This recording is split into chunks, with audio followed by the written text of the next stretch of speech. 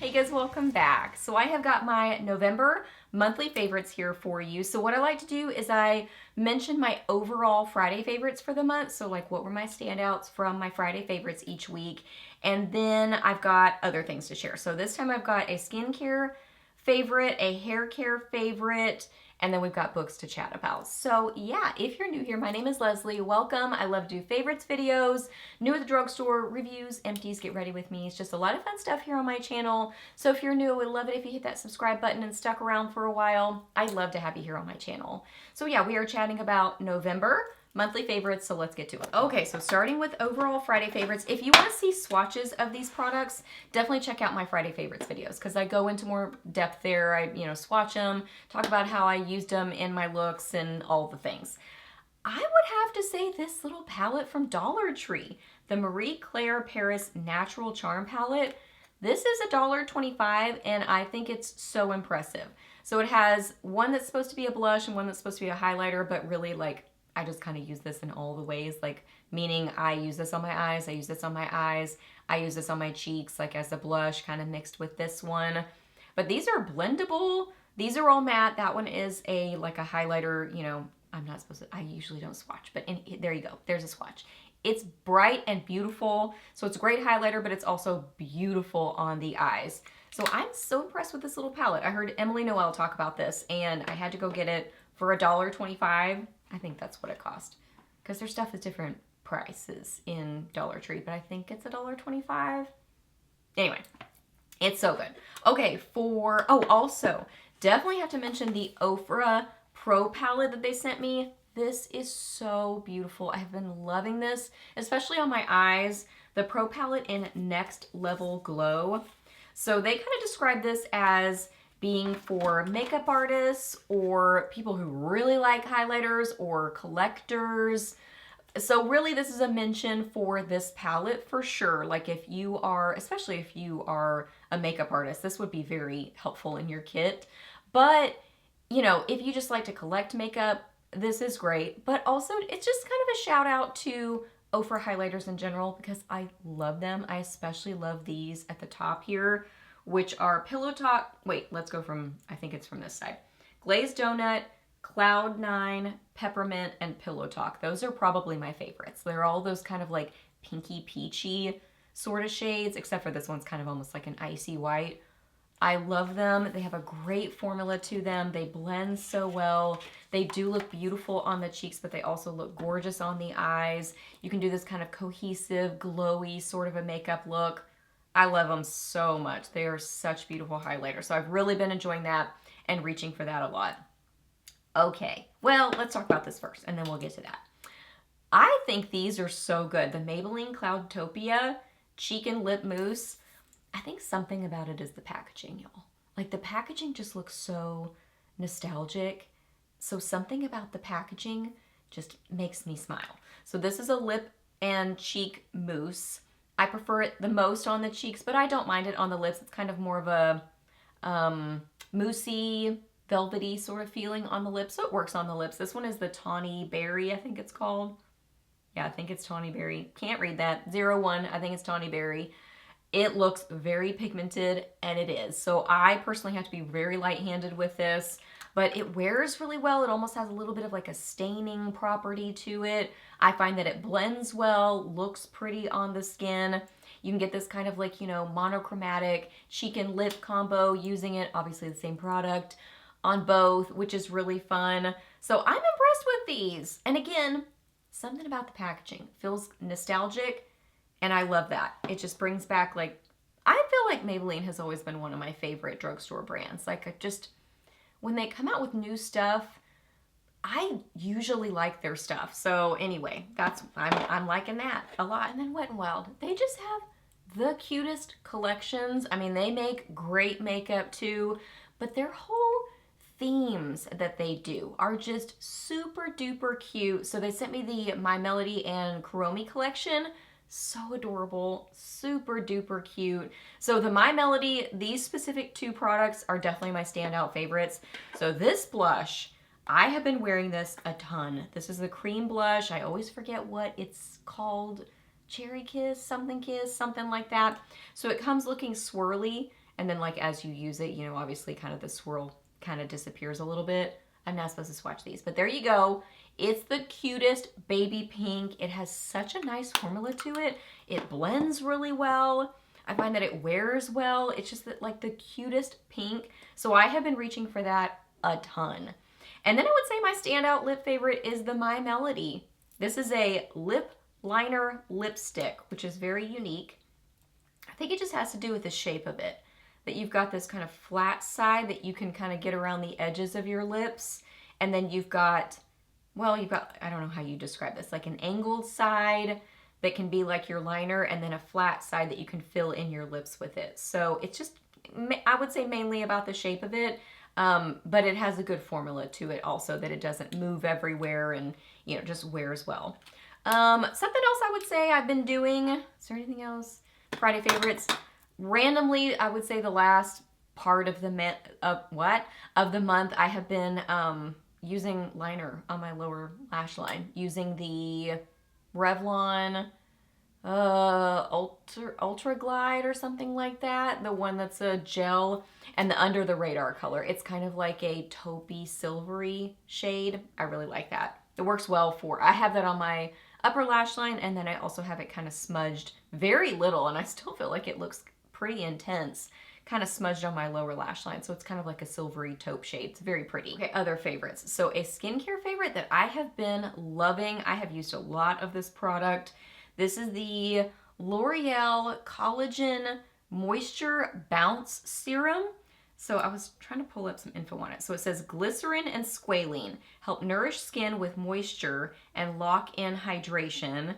Then it says pure collagen improves skin hydration. Invisible pearls evenly diffuse light to instantly reveal a more radiant complexion. So I have been loving this in the mornings under my makeup. I'll use a little bit on my hand so you can kind of see it. So it's sort of like a milky serum is how I would describe it. It does have a scent to it, but it doesn't bother me. And I mean, just, I don't know how I would describe what it smells like, but it smells like scented serum. But it's a nice kind of light but hydrating formula to it. And it does give this little bit of subtle glow to the skin. I just really like the level of hydration that it has and the little bit of skin prep glow that it gives to the skin. So I've been using this pretty consistently under my makeup, and I find that it just kind of balances well with most of my foundations I'm using. I would say most often with the Catrice HD foundation, which I always love that foundation anyway, but I don't know, something about the hydration level of this, and then I use very little of that foundation because a little bit goes a long way with it. And I just don't use a ton of foundation because by the time I get concealer, powder, like there's plenty of coverage.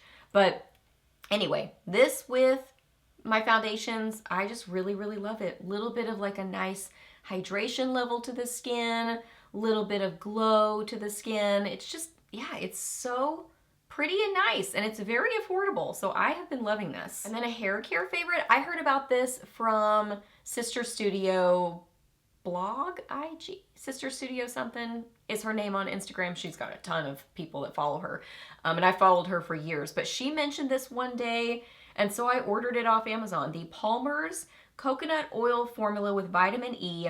It's the Amino Bonding Complex Bonding Conditioning Mask.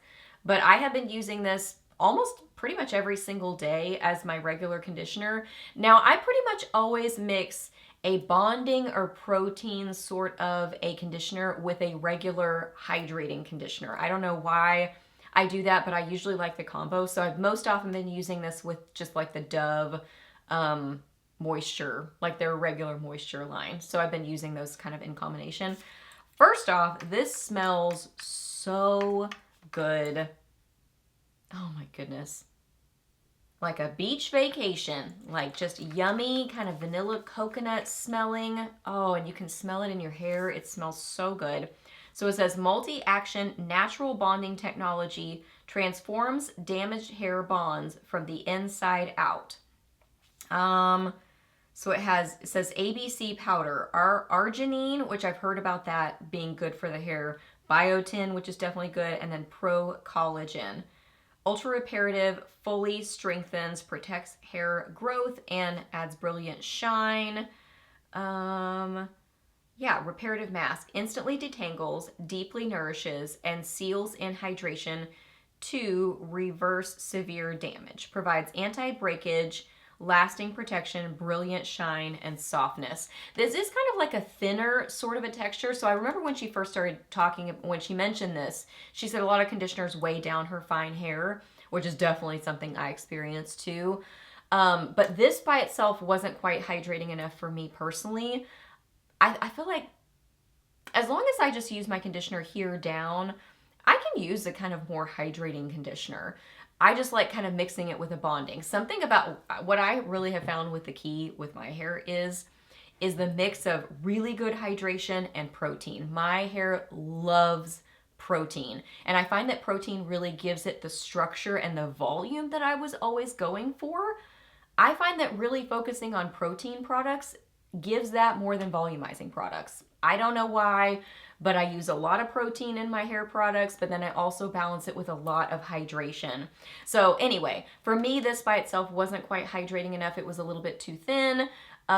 Still hydrating, but I like the richness of mixing it with the Dove regular. I'll try to remember to list that and link it for you too. The regular hydrating. It's just like the moisture line from Dove, their basic one. Anyway, I'm really, really liking this. I will definitely repurchase it.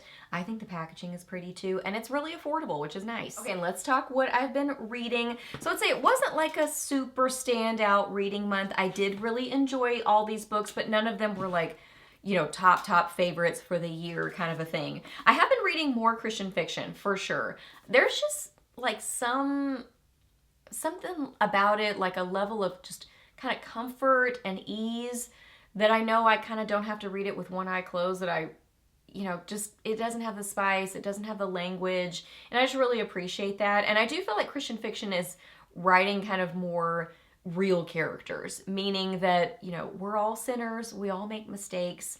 So I love a Christian fiction book with real characters that, you know, if they love Jesus, they're trying to do things his way, but they still make mistakes. And it's a real story of them overcoming hard things and making mistakes, falling down, but then getting back up and bringing those things to their Savior. Like, I really appreciate that I feel like Christian fiction is doing more of that versus just kind of like not talking about any tough challenges in life, kind of a thing. Anyway, that was a tangent. So I've been reading more Christian fiction, and I'm just really finding more and more authors that I love. So this is a Christian fiction author that is new to me. And this is Christian fantasy, which is so fun. Carrie Cotton, this is the first one in the series, The Huntress. So this kind of reminds me of, like, I was trying to think about it, like maybe the Bridge Kingdom kind of idea, but Christian fiction. Sort of these like warring kingdoms, and there's, I don't want to spoil anything. Okay, I read the back, and it really, I don't think mentions the main trope that kind of sucked me in, but you learn about it at the end of the prologue. So you can definitely look it up in reviews if you want to know what the trope is to kind of, you know, will it interest you? But I don't want to spoil it if you don't want to know. It says, how far would you go to save your kingdom? I enjoyed this. I will say, you know, sometimes you just really connect with an author's writing more so than others. I didn't quite connect with her writing as much as some other authors, so I kind of found myself sort of having to read over sections. And this is also, it has that kind of Scottish, I think it's Scottish, sort of accent to it written into it, like K-I-N and ye, and so that always kind of takes me a little bit more time to read it. So I didn't find myself totally immersed in the story as much because of that, because I wasn't fully connecting with her writing style.